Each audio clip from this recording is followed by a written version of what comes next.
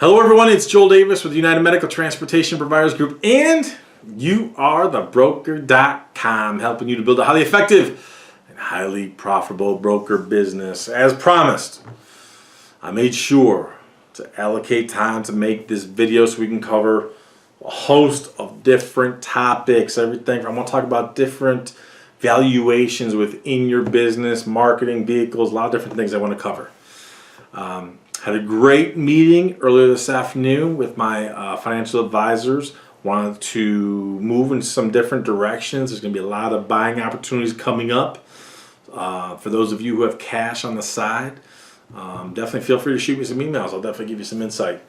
And by the way, I did mention to some of them, I want to make sure that at my next live event sometime in 2021, I'm going to bring at least one of them with me. Because I want them to not just give financial advice of what to invest in. I want them to talk about the intricate details of the system that we've deployed over these many years that we've talked about in previous videos. The wealth creation and asset protection diagram. How you generate as much money as possible, force it through your system. So you limit your exposure to taxation. You keep as much money in your system as possible. Be able to pull out tax-free money to further fund your operation. A lot of important topics. And I think it's one thing for me to tell you, but also hearing it from one of my financial advisors would be of great value to you as well. So keep checking your emails for those things. It'll be good stuff for sure. But let's go ahead. Let's dive in. There's a lot of good stuff I want to talk about. So without delay, let's get started.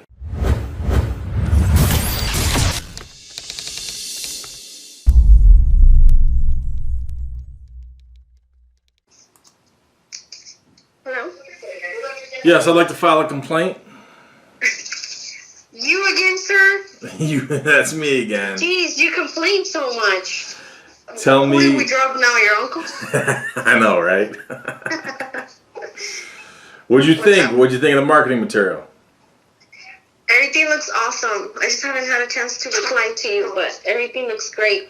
I saw this morning the email from Vistaprint, and I'm like, because it said welcome, and I'm like, what the heck? So I deleted it, and then I saw your email, and I moved it back to the inbox. There you go. What'd your hubby say about the website? He loved the website. He hasn't seen the marketing material because he just got back from taking the van to the shop. Remember I told you the lift was acting up again? Yeah. So he hasn't seen the marketing material, but he loves the website. Awesome. We already started to give it out, so. Awesome. There you go. Let's Good. Yeah. Well, let me know what the hubby says after he gets to take a look at the marketing material as well. Yes, I'm actually on the computer right now. I'll show him and I'll reply to your email. But I'm pretty sure it's going to be a go, so. Awesome. Were you excited about it or what? Yes, I just been so busy, like. That's a good problem to have. Baby, and I'm like, go to sleep. I have things to do. You need to get on the computer, reply to these emails, but yeah, I saw it first thing in the morning, and like you said, everything's uniform. Everything looks top notch. So good. That's what we want. Good, very good. So. All right, sister, keep me posted. Let me know how you make out with everything. Yes, thank you. All right, take care. You too. Bye. Now that was a little snippet of a conference call with one of our client providers. We have completely rebranded their business, completely, as in it doesn't even look the same. And they're much improved, much happier. We have them well positioned now to go after a lot of different types of private work, contracted work, facility work, things like that, versus just going after brokers. So the reason I shared that, for many of you who've been enlisting our help, reaching out to us with web design work, marketing work, just know we're running a little behind. I'm still trying to find the right person to add to our team, give us a fifth member to help with our overall media work. I'm OCD. I got to make sure I got the right person, the right type of skills for sure. Someone who's flexible, good with communication, gels well with the rest of us. But regardless, we still welcome all of your work. Just know we're running a little bit behind. So, let's see. First one here. Joel was following you almost all in. But then I realized you're a special kind of stupid. Charles, Chuck, that's awesome. I love the way you articulated and then substantiated your message. I mean, you just did a phenomenal job. Now, several weeks ago, I'm sure he's probably a good buddy of yours, Rob, who's also my mentor. You're like a second mentor to me, Charles, because you rewoke me. Rob woke me. I started to kind of fall back asleep again, and now you rewoke me. So thank you so much for sharing your insightful message that clearly you substantiate with such evidence. I mean, how did I not see this? I don't know. But thank you so much for sharing. Let's move on to, I believe I'm pronouncing it Chandra. Forgive me if I'm not pronouncing it correctly. You call yourself a biblical capitalist. No idea how you can be a Christian and support that idiot in office.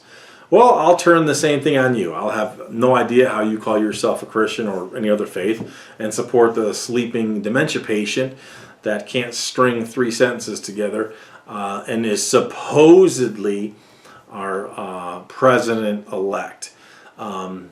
3 topics everyone says you should never talk about: politics, money, religion. Unfortunately, I happen to love all 3, and I love talking about all 3. So by all means, I welcome your conversations. But rather than get bogged down in the minutia of biblical values and everything biblical right now, what I would tell you to do is, first thing is take your beliefs, overlay them on top of your DNC, and you tell me how well they're substantiated, because I'll never know. For me personally, my biblical beliefs could never allow me to vote in that direction, number one. But even more than that, again, rather than get bogged down in the minutia, let's go ahead and let's watch a quick video that was not produced by me, but by the World Economic Forum. And as you watch this, I want you asking, how does this espouse and substantiate and support your biblical beliefs, but even more so, your business?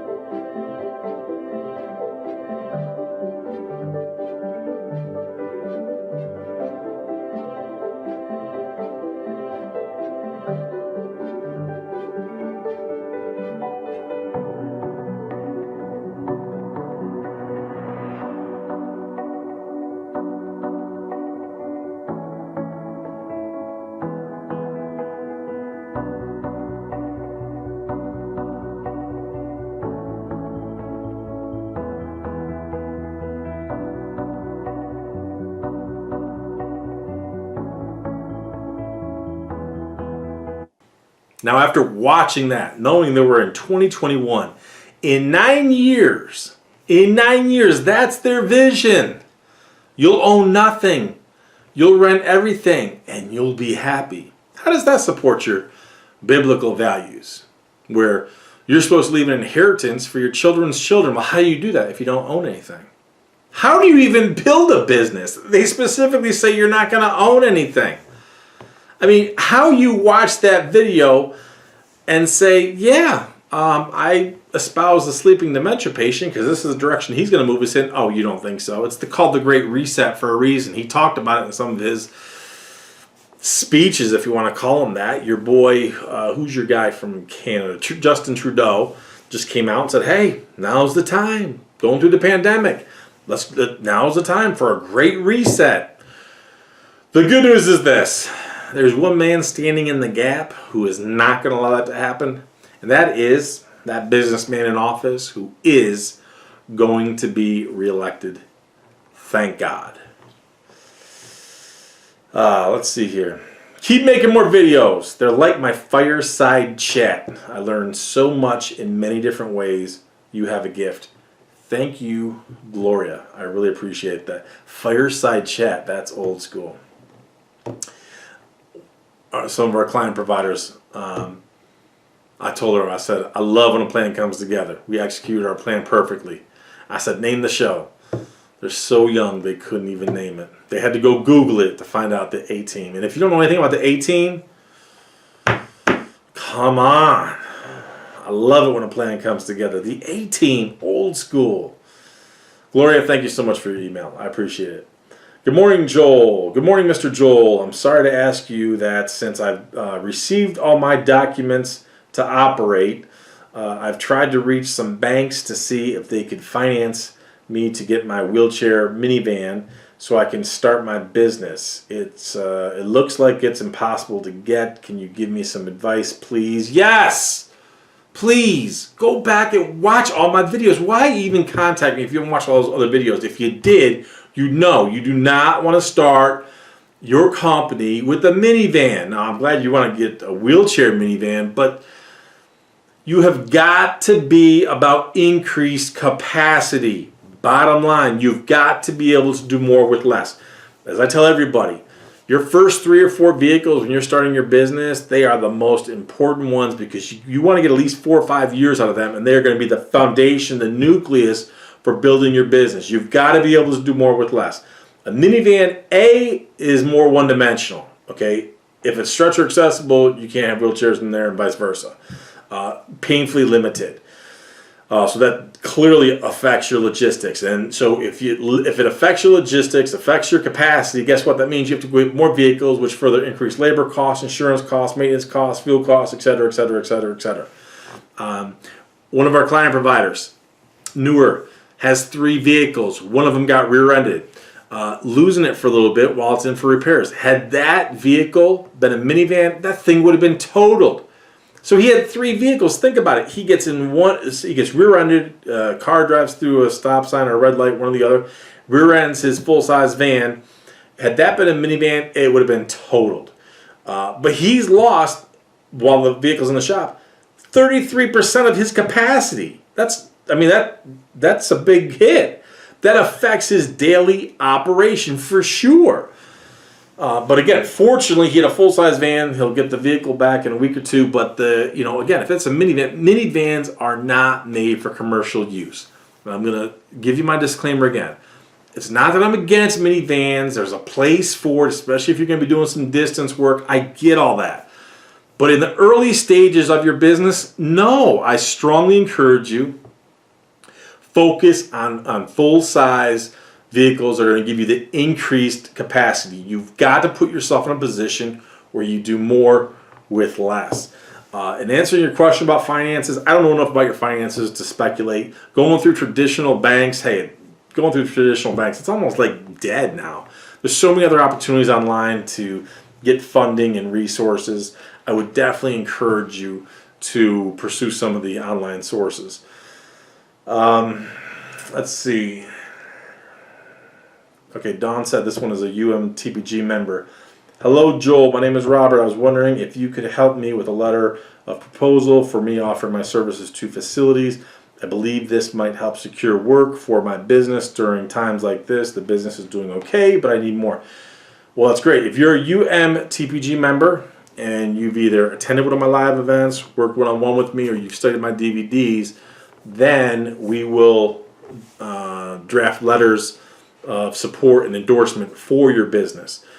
So Robert, if you've either, I don't think I've worked with you, but if you study my DVDs, I would tell you after you go and you meet with different people and different facilities, let us know. We want to know the name, the title of the person, what's their title at the facility they're at. Obviously the name of the facility and the mailing address.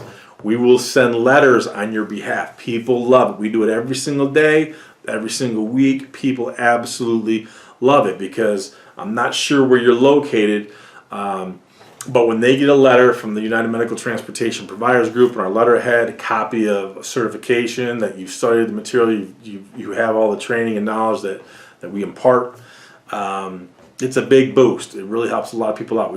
We've gotten a lot over the years. I mean, we've been doing this for years. We get a lot of great feedback. So take advantage of that. If you were talking more, if we were doing one-on-one, then we would be doing an executive welcome packet. An executive welcome packet, number of pages long. That's something you want to use, that when you go into the facilities, you want to use this to not only introduce yourself and make yourself look top shelf, you actually want to use it as a guide for a presentation to keep it brief. You don't want to go in there and have diarrhea of the mouth and have long, lengthy conversations. You want to be able to go in there, be short and pithy, to the point, very professional, top shelf. You don't want to waste their time, but you still want to get your message across.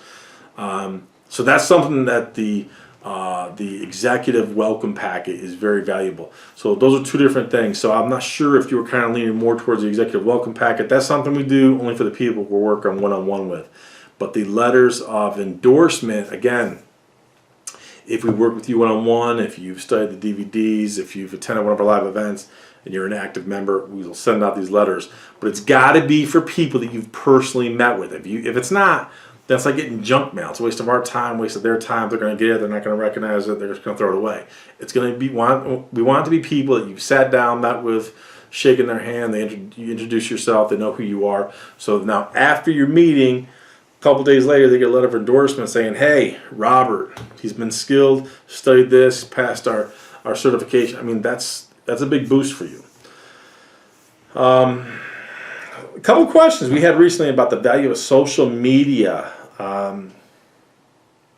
Yeah, here's the deal with social media. Social media, it's a big craze. Everyone loves it. I get all that. I'm all for it. I'll tell you, it's kind of like I'm just going to tell you, social media for NEMT, statistically speaking, some people may have a little more success than others. It's just not going to be big for you. I'm just going to be honest with you. And we had someone who spent several $1,000s on a media agency who was going to develop all their social media stuff.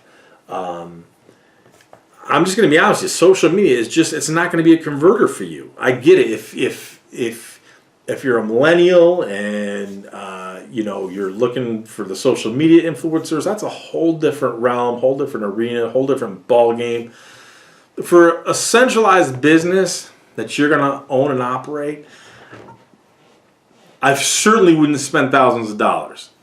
Can you build a Facebook page? Sure, I get that. Any exposure, great, as long as it's good and quality and you look good. I'm all for that. So, bottom line, does social media hurt? No, absolutely not. Can it help? Yeah.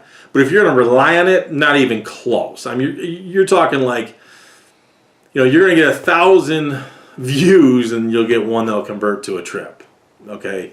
And that would have been someone who needs their grandmother or their mother or father transported. So the thing with social media when it comes to this business, when it comes to NEMT, it's just so hollow. I mean, it's I would say it's kind of analogous to the old White Walker strategy of get insurance for your car, go out there and pass out business cards, and that's your business strategy.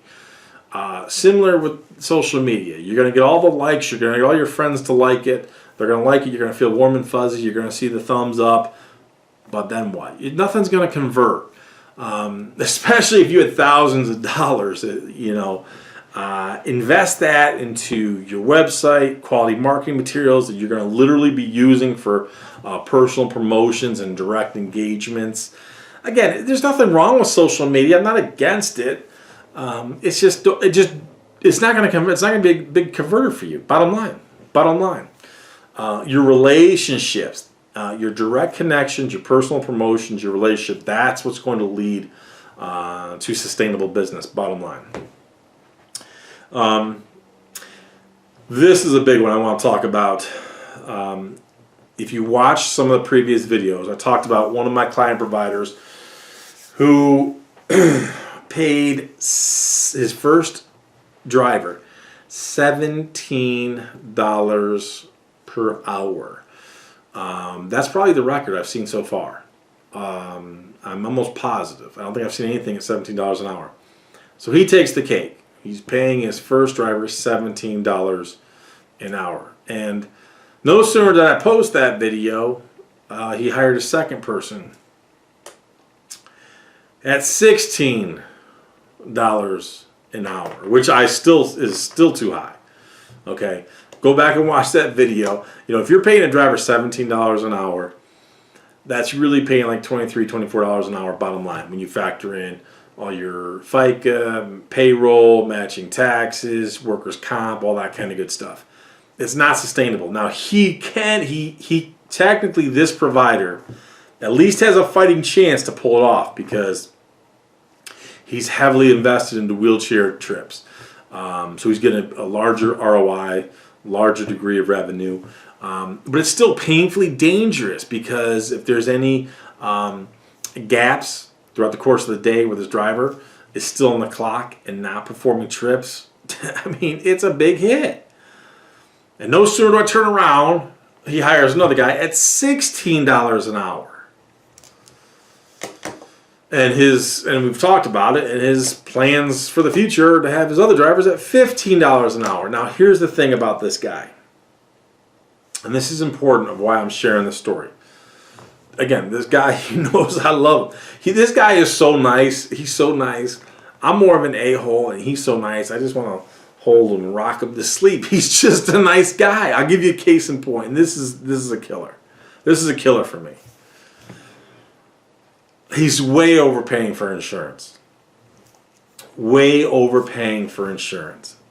And we've gone through this round and round of reducing his premiums. We talked about different ways to do it, totally different underwriters and insurance companies to go to reduce his insurance. And his wife wants him to do it. He doesn't want to because his insurance agent is, I wouldn't say necessarily a friend. It's not like they're doing Thanksgiving dinner together. Well, technically no one's doing Thanksgiving right now because he's in a communist blue state and they're all getting shut down. So no Thanksgiving for you. But he is taking a huge loss, not only on his payroll, because he's totally overpaying his drivers. But even like his insurance, he's overpaying his insurance. And when I call him out on it, he's adverse and resistant. He wants to, but he won't make a change because he says that this guy, his insurance agent, has helped him out. And he says that, and I'm paraphrasing here because I don't want to read it. We've had a lot of email exchanges. And he says, he's done a lot for me. Yes, he's robbed you. He's robbed you. But he's done other things for him and all this kind of good stuff. And again, this guy is such a freaking nice guy. I just want to hold him and coddle him and rock him to sleep. He's such a nice guy, man. But here's the point to this. And I said to him, I said, okay, you need to place a value. You know you're taking a loss. Let's take insurance. You know you're taking a loss because you're paying this much, and you know if you go over here, you're going to pay this much for insurance, okay? So there's a difference. Now, if you're an insurance agent who you've been with for a few years, and you say, there's something for the added value, and he's helped you out. Now, I don't know exactly what all the help is and everything, but there's added value. Okay, I get that. Okay, you know you're paying this. You should be here. Okay, but you're willing to pay this. What's the value on that? And I said to him, I said, you need to define the value on that. Because let's say it equates to $100 per unit per year. Now he has 3 vehicles right now. So if he's overpaying $100, if he goes from this policy to this policy for $100 per year, then I get it. Maybe we should stay here because this insurance agent, maybe he has a fast response time. Maybe he's available on the weekend. So if there's an accident, if there's a crunch or some situation, maybe that's the added value. We get that. There is a value to paying more for better service. I get that. But what is that number for you? And it's different for everybody. So you got 3 vehicles.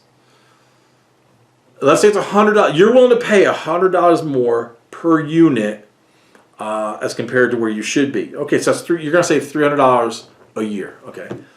All right, maybe we stay with him. What if it's $300 per unit per year? Now that's $900. Is that worth that? What is the value on that $900? It's easy to say that what's $900 value. No. There's an intrinsic value within that $900. What is that? Let's say it's $500. Okay, at what point in time, that friendship with that insurance agent, what is the value in that? At some point in time, you're going to have to cut bait. What is the value? Is it $500? Okay, if I can reduce my insurance per unit for $500, then I'll go through and I'll change. Is that it? Is it a savings of $1,500? Only you can define that. Let's say you're going to go to 5 vehicles. Is it $500 per year per unit? You're willing to pay that friendship, the additional help that this insurance agent that you can go over here and pay less. Is it $500? And then you're at 5 vehicles. Then you're going to say $500 per year. Now that's 500 times 5, so that's $2,500. That is a critical consideration when you consider a couple things. First and foremost, you're already overpaying your drivers. You owe money to your father.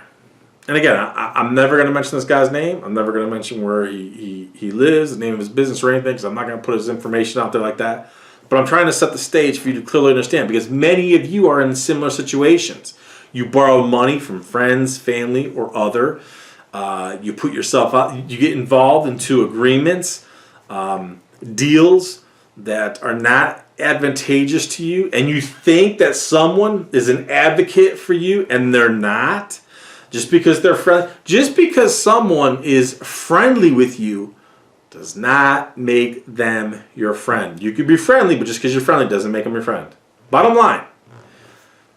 So I need you watching this. You got to ask yourself, what is the value of different elements and components within your business? Now, we already know this guy's paying $17 an hour for his first driver, who averages about 6 hours a day. What's the ROI? How much money is he generating? What's the value? I'm paying him 17, the next guy 16, the next guy 15. I mean, and all the while, you still owe your father money.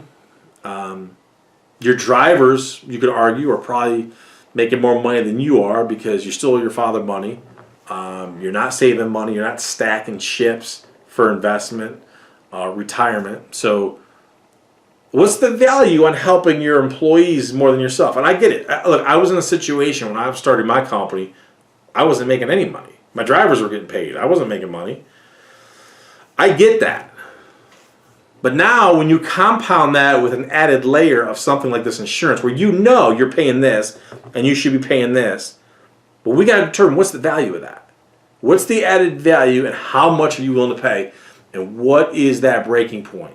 I'm willing to pay an additional $100 per unit per year for the added value. I get that. What if it's $100 per vehicle per month? That's $1,200. Times 3 vehicles that he has, that's $3,600. You could take that money and you invest that. If you had an investment that yielded only 10%, what's that look like? What's that look like to you? This is why I tell you, you make your decisions on the margin. This client provider, he's the nicest guy. I told him, I said, dude, you're one of the nicest guys I've ever met. And again, I told you, I just want to rock him to sleep and cuddle him and hold him and cuddle him because, dude, he's so freaking nice, man. But at some point in time, you got to stand up for your family, your children, pay back your father. You got to start making real money. You do not make emotional decisions. You make your decisions on the margin. Does that mean you be an a-hole to this insurance guy who you know you're overpaying? Well, no, of course not. But if he's your friend, I mean, he's got to be able to help you out. Like, dude, come on, man. You hook a brother up. You got to. So you have got to, number one, make decisions on the margin versus emotional decisions. fundamental principle you've got to deploy. Second, you've got to find the value. I'm willing to pay more, but what does that look like? And what are those numbers? What's the value that, okay, once it exceeds this, no, it's not enough. Now it's not enough.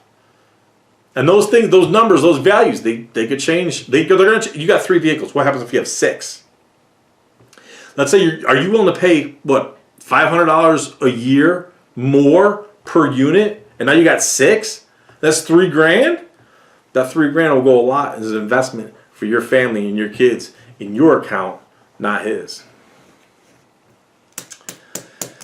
Let's see here. What do we got? All right, this company, I'm not going to name the name. This is an email sent to us. Our company, I'm not going to name the name, was established April 2020 and approved to transport for Medicaid August 2020. With Medicaid transformation in the works, we have not been able to secure a Medicaid contract that was trying to determine if there is a way to transport for Medicaid without having a contract. Should we abandon Medicaid and perhaps pursue VA options? Additionally, we do have some private pay. Okay, again, you need to go back, watch all my 1,000,001 videos. If you have brokers in your area for which something like 75 to 80% now of all counties or regions are managed by a broker. So a lot of these MCOs, managed care organizations, they're managed by a broker. So again, I've seen different statistics, but 75 to 80% now of all Medicaid is now being managed in some capacity by a Medicaid broker. If they are contracted with the Medicaid broker, there's no way for you to circumvent it. So let's say a managed care organization is using Logisticare. There's no way you're going to partner directly with that managed care organization and circumvent Logisticare. It's just not going to happen. If you watch the previous video where I talked about staying out of network, that's not feasible for everybody, but it is often feasible. And then also, I'm going to tell you this, bottom line. If the numbers don't add up, you don't do it. So it could be more profitable, more advantageous for you to operate 5 vehicles instead of 10. To operate 10 vehicles instead of 20. Do not go into business thinking, and this is an oldie but goodie, I want to be the largest in my area. Who cares about size? I know it sounds good when you go to happy hour and you can brag to everybody, I got 35 vehicles and 50 employees. Who cares? I care about the bottom line. We want to squeeze out as much profitable revenue as possible and push it through your system. Push it through your system. Keep as much money in your system as possible. That is what is going to sustain you long term. Do you want to be 85 years old transporting 85-year-olds? Heck no. I want you leveraging your business as a platform to be a money-making machine. You take that money, push it through your system, through your investments, put yourself in a position so one day, we're playing the long game here, one day your investments alone make you more money than your business. That is when you are unconditionally free. That is why I never have to beg anybody for anything. I could care less if people subscribe or unsubscribe. I'm free, baby. And I want the same for you. Bottom line. So if partnering in network is not profitable, you don't do it. You say you have some private pay clients, exploit the heck out of it. You don't share enough detail, so I can't articulate in greater depth of who, where, what, and why. But if you know you already have them, guess what? There's more. There's roughly 40% of all NEMT passengers are Medicaid. That means there's another 60+% out there who are not. Go after it. Put yourself in a position to go after contracted and service agreement works. And then, by all means, I'm all for it. Go after VA. Look, man, the VA just keeps pushing out more and more opportunities. I get that. Understand, the VA can be tedious. They can offer some huge contracts. Don't get me wrong. They can offer some huge contracts. But they're not without work and tedious detail. I can assure you that. But their reimbursements can definitely be much higher than Medicaid brokers, far and away. Far and away. So to be crystal clear, I know I went off on a tangent. No, you're not going to circumvent. If you already have a Medicaid broker in your immediate area operating that managed care organization, then no, you're not going to circumvent that broker. Possibility, sure, go after VA work. I'm all for that. Private pay, 1,001%. And again, put yourself in a position. And maybe like when I first started this video, that conference call, maybe in order to do it, we got to completely revamp and rebrand your business. There's nothing wrong with that. You know, I use Subway. Many of you may be too young to remember this, but Subway, the franchise, the subs. Back in the day, if you went to a Subway, their motif, their decor was literally, it looked like inside an old school 1911 New York City Subway. That's what it used to look like. And then when everybody went organic and fresh fruit, they totally rebranded their entire image, every store, everything. Some of you watching this, you're old school. You're going to remember how Subway used to look like now. Completely different. But that was a process. They totally rebranded every aspect of their business visually, the food offerings, the ingredients, their supply chain, everything got revamped. You may have to do the same. There's nothing wrong with that. Change can be a good thing. Let's see what else we got here. I know we're running late here. Oh man. I can transport medical equipment in my Chevy Suburban truck. How do I get a contract with a hospital? Please help.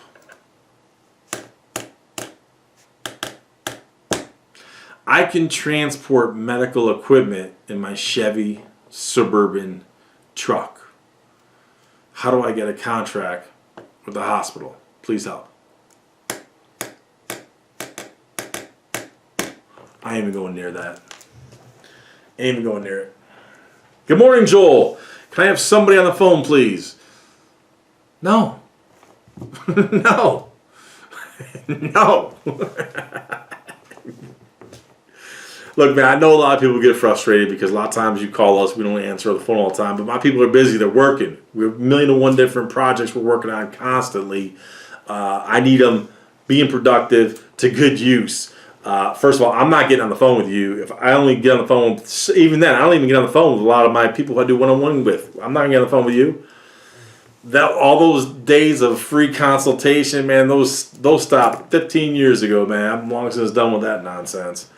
And what am I going to do? So I'm going to have my people answering the phone. So for the previous email, I can transport medical equipment in my Chevy Suburban truck. How do I get a contract with the hospital? Please help. Yeah, let me answer the phone so we could diagnose that problem. Good morning, Joel. Can I get somebody on the phone, please? No. Email us your questions. Guess what? We're busy, and we're not going to be distracted by dealing with nonsensical questions, because here's what happens. All these white walkers of the industry who thrive on freebie advice. They thrive on freebie advice. They get my people on the phone. They want to tie them up. They have no comprehension or respect of time. And they want to ask 1,000,001 questions. They want free consultations, free advice. And it's just an absolute disaster. I mean, we used to feature on our website some of the websites that we created for other people. We've had to take them all down because these white walkers of the industry who have no comprehension of other people's time or effort would literally go on there and then start calling all of our client providers, totally no regard for time, totally distracting them, and then bombarding them with how-to questions while they're in the process of trying to learn. They're in the process of trying to build their business. And again, they're in the process of literally transporting people, and you got someone calling you, Ralph out of, I don't know, Ohio. You got Ralph calling you. Oh, here's another one. Ralph calling you who has no comprehension that you got to go to do a transport because you're a small business, you're trying to grow this and that. So we had to take down all reference to our client providers, their websites, this and that. So that's why when a lot of people ask, well, we have samples of your work? No, because you know what? People will backdoor it. They have no comprehension of time or value. They're going to call our client providers, harass them, ask them information. If you have questions for us, start by emailing us. Or, trust me, they answer the phones periodically, but I told them you only do it when you're on break, when you're working on your projects. Do not be distracted because you're going to get questions like, I can transport medical equipment in my Chevy Suburban truck. How do I get a contract with the hospital? You don't. You don't. What hospital's going to contract with you in a Chevy Suburban truck like that? I mean, no. Good morning, Joel. Can I have somebody on the phone, please? Email us your questions. Obviously, I went long on this one. Let's cut this one off here. My God, there's a lot. There's just no way. I'm losing my voice. I gotta get me a little drinkage. But I hope you enjoyed it. I hope you're learning some stuff. We got plenty of more content, more stuff we need to go through. Definitely keep checking your email. I hope some of you learn from all of this. There's a lot of moving parts here. So thank you all for your emails, whether it's good, supportive, good questions, good supportive emails. You appreciate what we do, or even the hater emails. I love the hater emails. Chandra, who can't believe I'm a Christian because I voted for that businessman office. Or Chuck, who said I'm a special kind of stupid. That's so awesome. Stay tuned for more. When you do, I'll see you at the top.